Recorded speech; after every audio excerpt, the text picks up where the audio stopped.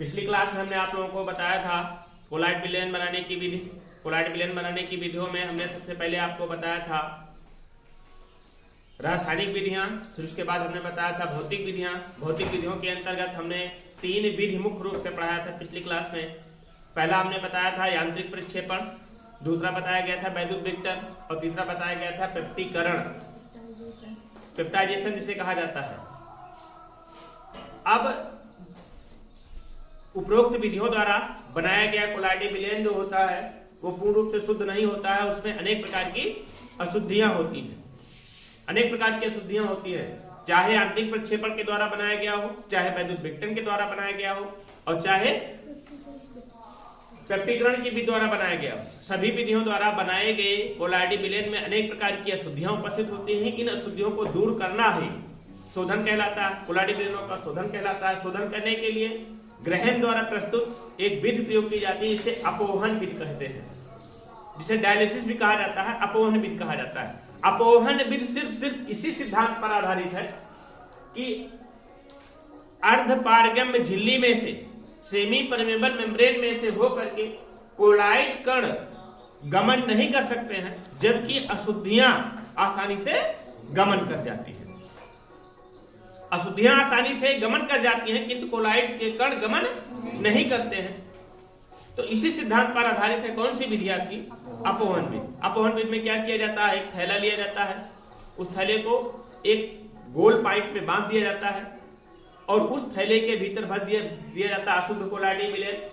अशुद्ध कोलाइड विलयन भर दिया जाता है और अशुद्ध कोलाइड विलयन भरने के बाद उसे एक टब में जाकर के डब कर देते हैं, मतलब डुबो देते हैं और उस टब में एक सिरे से जल देते हैं और दूसरे सिरे से जल को बाहर निकालते हैं, जिसके कारण उस अर्धपारगम झिल्ली से बने हुए थैले में से होकर के कोलाइड कण वहीं रह जाते हैं, जबकि अशुद्धियां क्या हो जाती हैं, बाहर जल में चली जाती हैं और जल की धारा के साथ उसे हम बहा लेते हैं। तो आइए देखते हैं कोलाइड विलयनों का शोधन। कोलाइड विलयनों के शोधन में अपोहन विधि पढ़ना है आप लोगों को। कोलाइड विलयनों का शोधन, कोलाइड विलयनों का शोधन, इसके अंतर्गत पढ़ना कौन सा आपको? अपोहन पढ़ना है, जिसे डायलिसिस कहा जाता है। अपोहन जानने के लिए संयंत्र बनाना है आप लोगों को।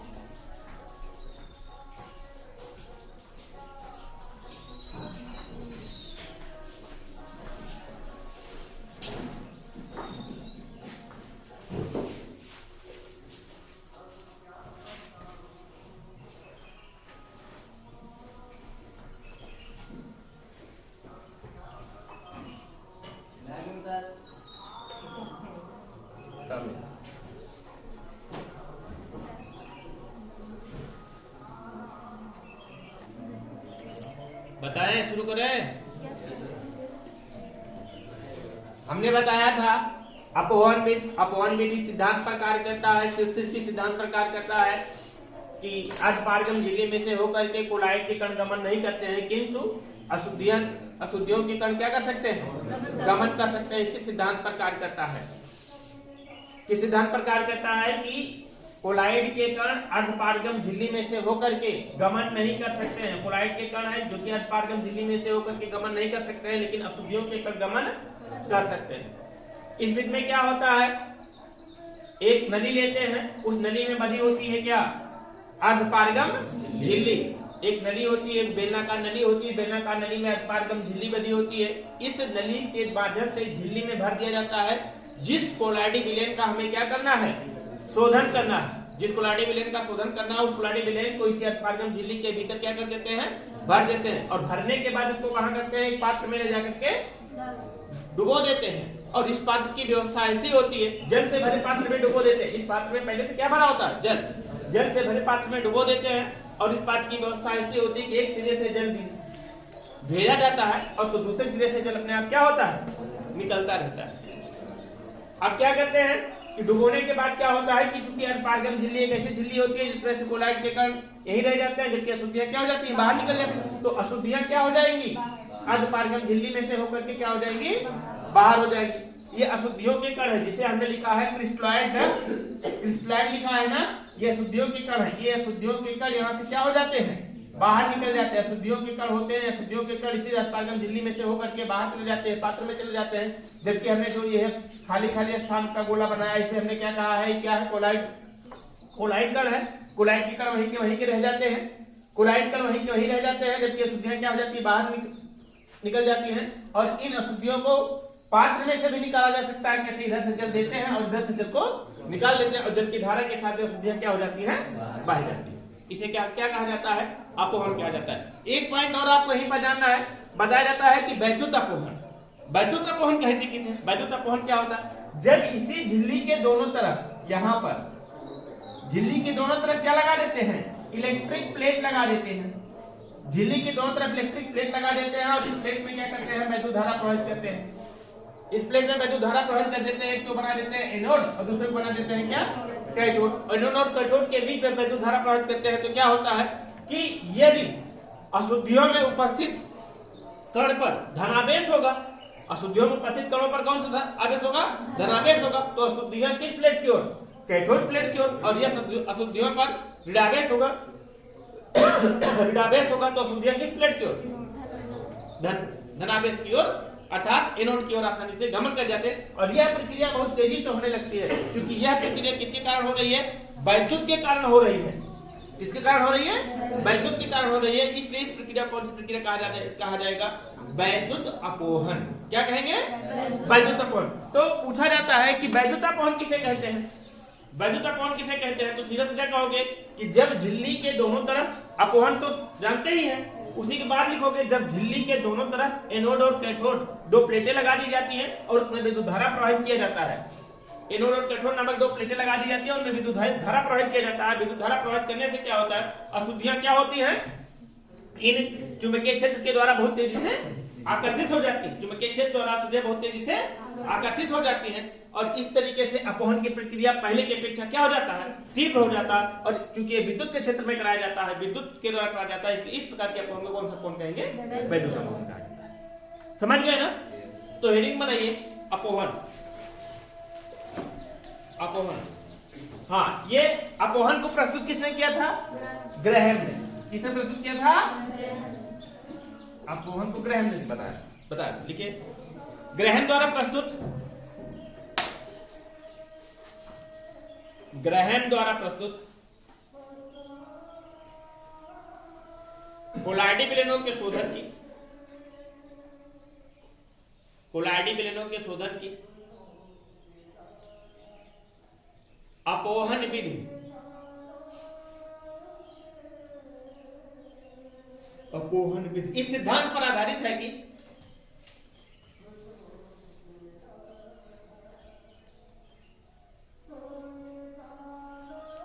इस सिद्धांत पर आधारित है कि उसमें घुले हुए पदार्थ के अणु या आयन,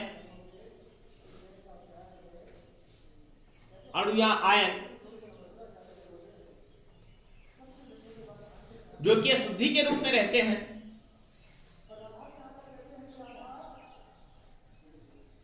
जो कि अशुद्धि के रूप में रहते हैं,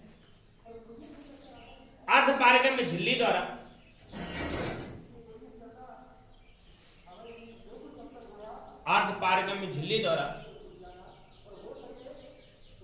बाहर निकल जाते हैं।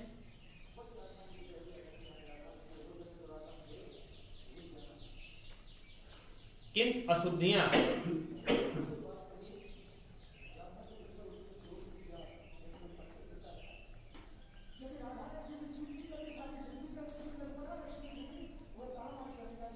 नहीं निकल पाते। इन अशुद्धियां बाहर निकल जाती हैं, किंतु कोलाइड्स नहीं निकल पाते हैं। सॉरी, गलती हो गई भाई। अशुद्धियां बाहर निकल जाती हैं, किंतु कोलाइड्स, अशुद्धियां बाहर निकल जाती हैं, किंतु कोलाइड्स नहीं निकल पाते।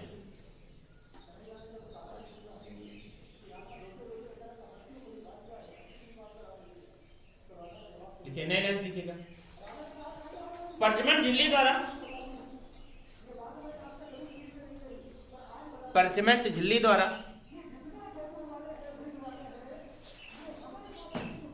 पर्चमेंट झिल्ली द्वारा कोलाइड विलयन से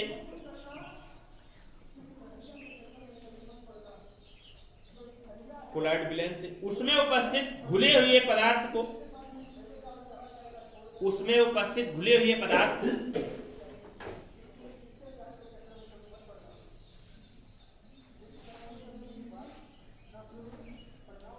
निष्कासित करने की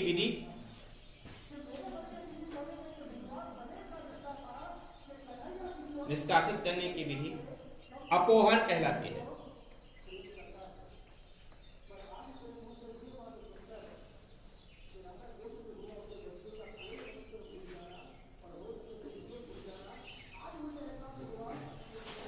अपोहन कहलाती है। अब एक विधि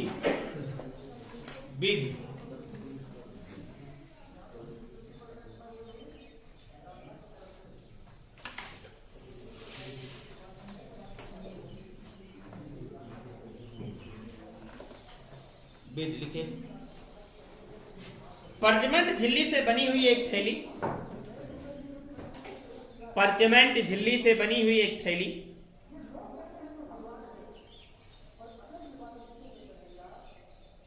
जो कि बेलनाकार पात्र से बंधी होती है,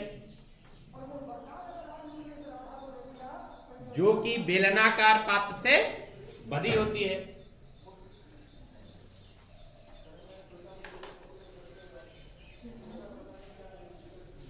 जो कि बेलनाकार पात्र से बंधी होती है। इस झिल्ली में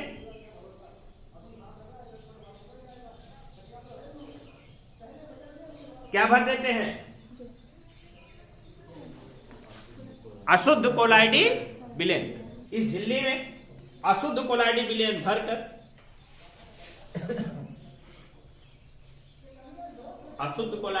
भरकर इसे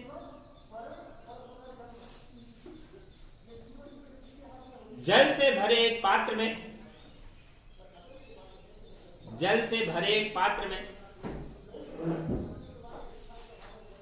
डुबो देते हैं।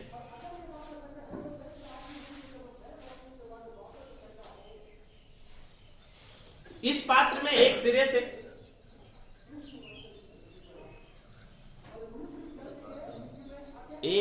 से जल भेजा जाता है और दूसरे सिरे से जल निकलता रहता है।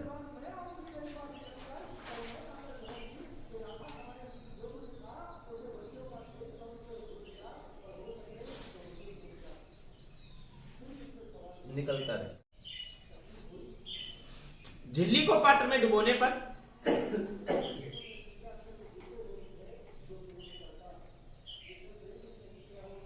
उसमें उपस्थित अशुद्धियों के कण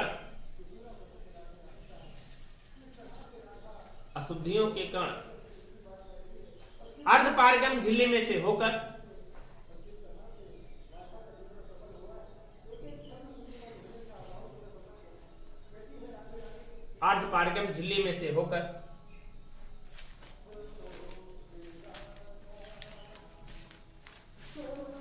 जल में चले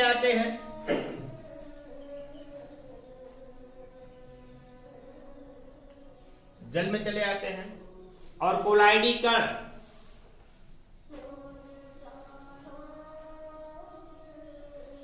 झिल्ली के भीतर रह जाते हैं।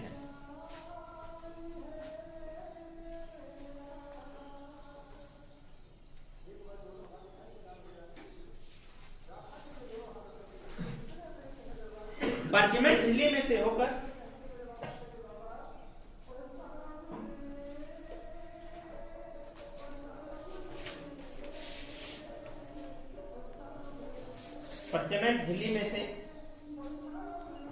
होकर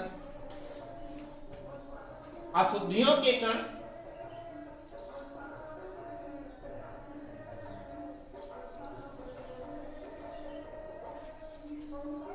धीरे धीरे बाहर निकलते हैं।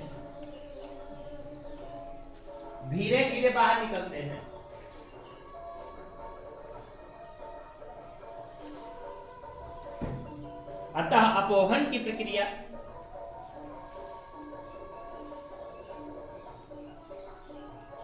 धीमी गति से होती है।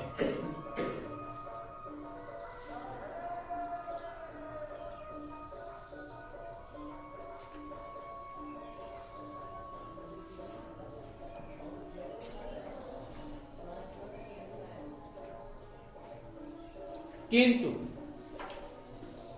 झिल्ली के दोनों ओर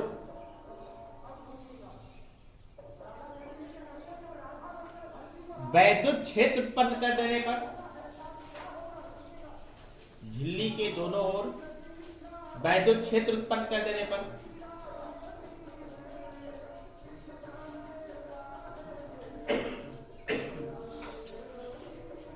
अपोहन तीव्रता के साथ होने लगता है। अपोहन तेजी से होने लगता है।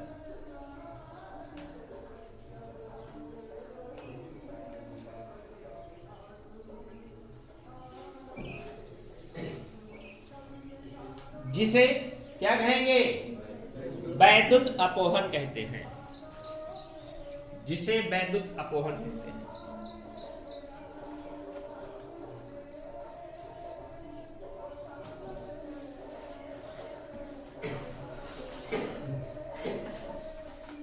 अपोहन समझ गए ना? पूछा जाता है, अपोहन भी पूछा जाता है, कभी कभी वैद्युत अपोहन भी पूछा जाता है। बहुत इंपॉर्टेंट टॉपिक था ये। कोलाइडी विलयनों के शोधन की विधि कौन सी होती है? तो अपोहन। किसने प्रस्तुत किया था? ग्रैहम ने। किस सिद्धांत पर कार्य करता है? इसी सिद्धांत पर कार्य करता है कि झिल्ली में से होकर के कोलाइड कण गमन नहीं कर सकते, किंतु अशुद्धियां गमन कर सकती है। वैद्युत अपोहन क्या होता है कि झिल्ली के दोनों तरफ जब हम इलेक्ट्रिक प्लेट लगा करके उसमें विद्युत धारा प्रवाहित कर देते हैं तो अपोहन की प्रक्रिया तीव्र हो जाती है, बहुत तेजी से होने लगती है। जिसे कौन सा अपोहन कहते हैं? वैद्युत अपोहन कहते हैं। या ये कह सकते हैं कि वैद्युत क्षेत्र में जब अपोहन की प्रक्रिया कराई जाती है, वैद्युत क्षेत्र में जब अपोहन की प्रक्रिया कराई जाती है उसे क्या कहते हैं? वैद्युत अपोहन कहते हैं। अब हेडिंग बनाइए आप लोग, कोलाइडी विलयनों के गुण। कोलाइडी विलयनों के गुण।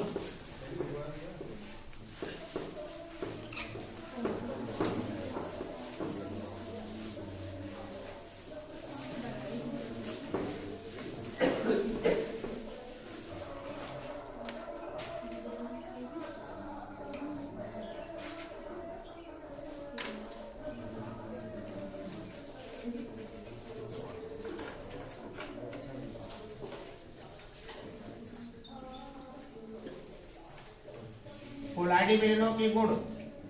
सबसे पहला गुण, कोलाइड कणों की साइज। कोलाइड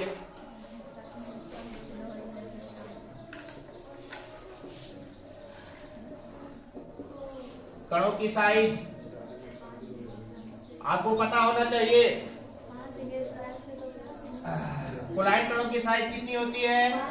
50 एंगस्ट्रॉम से 2000 एंगस्ट्रॉम के बीच। और हमने बताया है 1 एंगस्ट्रॉम इक्वल टू कितना होता है? 10⁻⁻10 मीटर।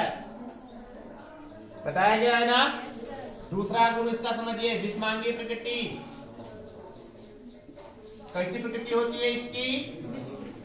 विषमांगीय प्रकृति। विषमांगीय प्रकृति का मतलब क्या होते हैं? इसमें दो प्रावस्थाएं होती हैं, एक प्रक्षेप्य प्रावस्था, दूसरा प्रक्षेपण माध्यम। तो पहला कौन सा होता है आपका? प्रक्षेपण माध्यम। प्रक्षेपण माध्यम। और दूसरा कौन सा होता है आपका? प्रक्षिप्त प्रावस्था। प्रक्षेपण माध्यम किसे कहा जाता है? जो एक सतत प्रावस्था होती है, जो विलयन में एक समान रूप से सभी जगह फैली रहती है, अर्थात जिसमें कोलाइड के कण क्या होते हैं? वितरित रहते हैं। जो सतत प्रावस्था होती है जिसमें कोलाइड कण क्या होते हैं? वितरित रहते हैं। तो इसे सतत प्रावस्था क्या कहा जाता है? प्रक्षेपण माध्यम कहा जाता है। और जो वितरित होते हैं, वितरित का मतलब होता है क्या? प्रक्षिप्त। वितरित का मतलब क्या होता है? प्रक्षिप्त। और जो वितरित होते हैं उसे क्या कहते हैं? प्रक्षिप्त प्रावस्था कहते हैं। क्या कहते हैं? प्रक्षिप्त प्रावस्था कहा जाता है। तो इसे अभी तक आप लोगों को कोलाइडी विलयनों के दो गुण बताए गए। पहला, कोलाइड कणों की साइज 50 एंगस्ट्रॉम से 2000 एंगस्ट्रॉम। दूसरा, विषमांगीय प्रकृति। दो प्रावस्थाएं। विषमांगीय प्रकृति का मतलब इसमें दो प्रावस्थाएं होती है, एक प्रक्षिप्त प्रावस्था, दूसरा प्रक्षेपण माध्यम। पहले भी हमने इस पर चर्चा किया है, प्रक्षिप्त प्रावस्था प्रक्षेपण माध्यम पर ना। तो लिखिए कोलाइडी विलयनों के गुण। उनमें सबसे पहले लिखिए कोलाइड कणों की साइज। कोलाइड कणों की साइज लिखिए कोलाइड कणों की साइज, कोलाइड कणों की साइज 50 एंगस्ट्रॉम से 2000 एंगस्ट्रॉम की रेंज में होती है।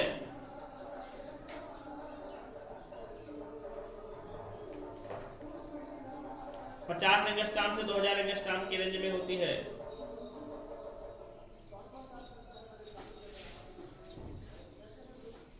कोलाइड कण सूक्ष्मदर्शी से अदृश्य होते हैं।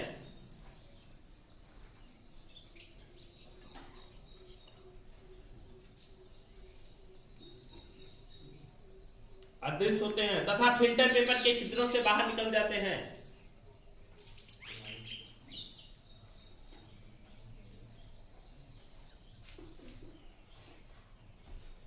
तथा फिल्टर पेपर के छिद्रों से बाहर निकल जाते हैं।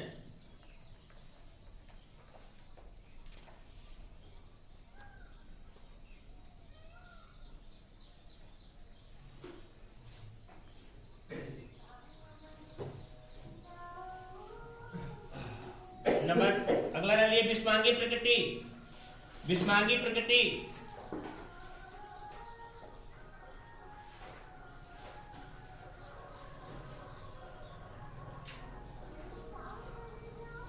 कोलाइडी विलयन,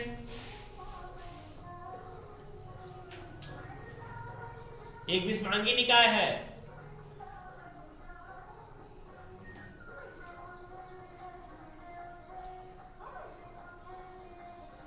कोलाइडी विलयन एक विषमांगी निकाय है जिसमें दो प्रावस्थाएं होती हैं। दो प्रावस्थाएं होती हैं।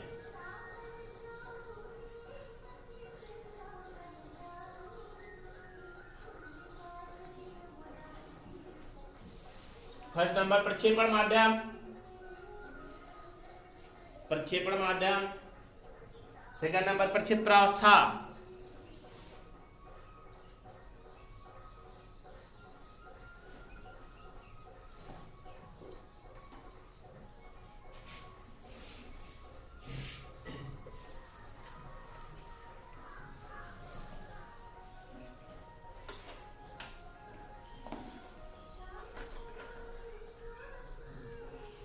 लिखे अगला डालिए टिंडल प्रभाव।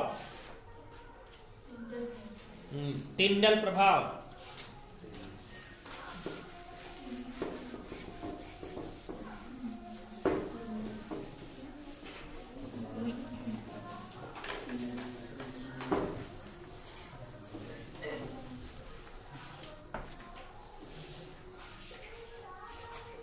तीसरी प्रॉपर्टी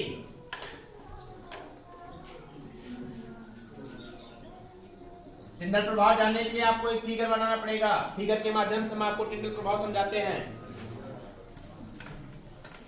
बनाइए हमारे साथ में, बना लिए, समझाएं? Yes sir. देखिए सामान्यतः देखा गया है कि जब किसी प्रकाश किरण पुंज को वास्तविक विलयन में से होकर के गुजारा जाता है। वास्तविक विलयन मतलब हमने बताया था जब विलय और विलायक के कणों के साइज बराबर होते हैं, इक्वल होते हैं, तो उसे वास्तविक विलयन कहा जाता है। जब प्रकाश किरण पुंज को वास्तविक विलयन में से होकर के गुजारा जाता है तो संपूर्ण विलयन में प्रकाश का पथ काला दिखाई देता है, डार्क दिखाई देता है। कुल मिलाकर के कह सकते हैं कि जब प्रकाश यहाँ पर हो क्या रहा जानते हैं, ये कोलाइडी विलयन है। कोलाइडी विलयन है। इस कोलाइडी विलयन में प्रकाश की किरणें भेजी जा रही है। किंतु अगर यही प्रक्रिया किसमें किया जाए, वास्तविक विलयन में किया जाए, वास्तविक विलयन लिया जाए, वास्तविक विलयन लेने के बाद उसमें क्या भेजा जाए, प्रकाश की किरण भेजी जाए। जब प्रकाश की किरण भेजी जाती है तो उसका पथ काला दिखाई देता है, मतलब चमकता हुआ दिखाई नहीं देता, कुछ ऐसा प्रदीप दिखाई नहीं देता जिसके कारण ये लग रहा हो कि प्रकाश की किरण पुंज यहां से जा रही है। लेकिन अगर कोलाइडी विलयन ले लिया जाए, कोलाइडी विलयन ले लिया जाए, कोलाइडी विलयन लेने के बाद इसमें प्रकाश की किरण को भेजा जाए, जब प्रकाश की किरण को भेजा जाता है तो प्रकाश का पथ चमकता हुआ दिखाई देता है और ये पथ एक शंख के रूप में बन जाता है, शंख के रूप में चमकता हुआ पथ दिखाई देता है। इस शंख को टिंडल शंख, किसकी खोज करता है, टिंडल की खोजकर्ता के नाम पर इस शंख को क्या कहा गया, टिंडल शंख कहा गया। इस प्रभाव कौन सा प्रभाव कहा गया, टिंडल प्रभाव कहा गया। मतलब कुल मिलाकर के हम ये कह सकते हैं कि जब प्रकाश किरण पुंज को कोलाइडी विलयन में से होकर के गुजारा जाता है तो प्रकाश का पथ एक शंख के रूप में चमकता हुआ दिखाई देता है, एक शंख के रूप में चमकता हुआ दिखाई देता है। इस शंख को कौन सा शंख कहते हैं? टिंडल शंख, अर्थात टिंडल कोण कहा जाता है। क्यों टिंडल कोण कहा जाता है? क्योंकि इसकी खोज किसने किया था? टिंडल ने किया था। और यह प्रभाव कौन सा प्रभाव कहलाता है? टिंडल प्रभाव कहलाता है। लेकिन यही प्रक्रिया अगर हम, यही चीजें अगर हम किस पर प्रयोग करें, वास्तविक विलयन पर करें, तो इस तरीके की कोई घटना वहां पर दिखाई नहीं देती। आप लोगों ने देखा होगा कमरे में झरोखे से आता हुआ प्रकाश, कमरे में झरोखे से आता हुआ प्रकाश, देखिए उसके बीच में प्रकाश किरण पथ के बीच में जो कण होते हैं वो कैसे होते हैं? चमकते हुए दिखाई देते हैं, चमकते हुए दिखाई देते हैं और शंख के रूप में दिखाई देता है ना वो पथ। तो उसे, उस प्रभाव, कौन से प्रभाव कहते हैं हम? टिंडल प्रभाव कहा जाता है। उसकी खोज किसने किया था?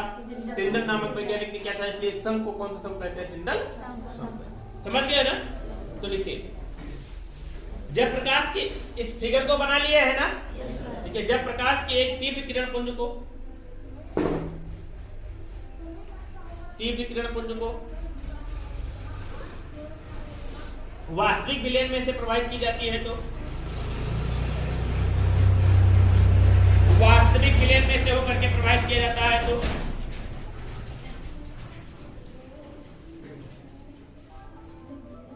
में से होकर प्रवाहित किया जाता है, तो प्रकाश का पथ चमकता हुआ नहीं दिखाई देता।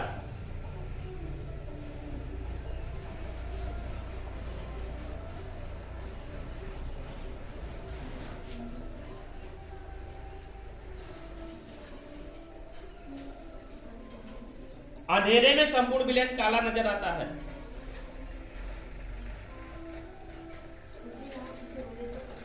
का पथ चमकता हुआ नहीं दिखाई देता। अंधेरे में संपूर्ण विलयन काला नजर आता है।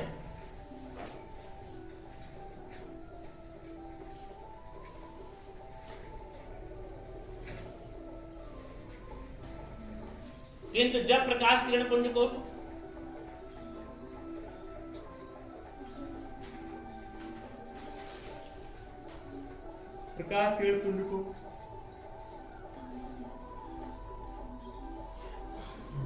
कोलाडी विलयन में से होकर के प्रवाहित किया जाता है, तो प्रकाश किरण पुंज को कोलाइडी विलयन में से होकर प्रवाहित किया जाता है, तो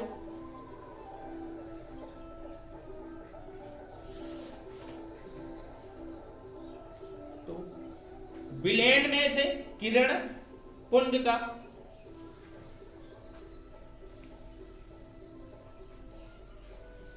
पथ प्रदीप्त हो जाता है। प्रदीप्त का मतलब जानते हैं ना? चमकता है। विलयन में से किरण पुंज का पथ प्रदीप्त होता है या प्रदीप्त हो जाता है, और अंधेरे में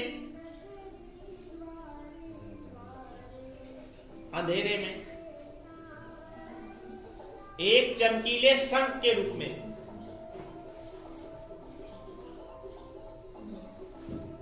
एक चमकीले शंख के रूप में दिखाई देता है।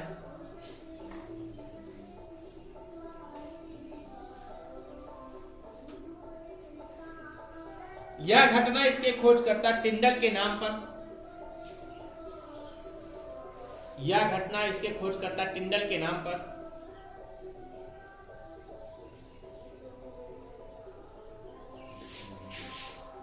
टिंडल प्रभाव कहलाती है।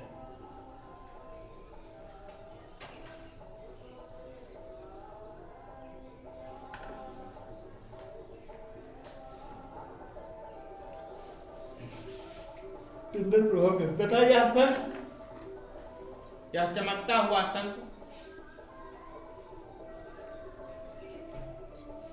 टिंडल शंख कहलाता है।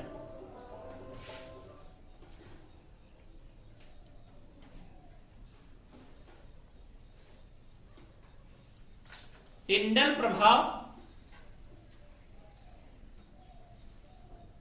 कोलाइडी कणों द्वारा, कोलाइडी कणों द्वारा प्रकाश के किरणों के परिकीर्णन के कारण होता है।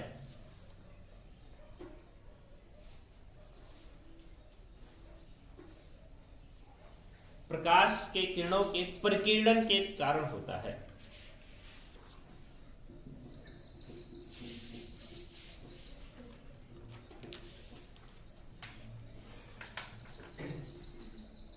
बस आज यही तक। कल हम आप लोगों को पढ़ाएंगे ब्राउनीगत। क्या पढ़ना है कल? ब्राउनीगत।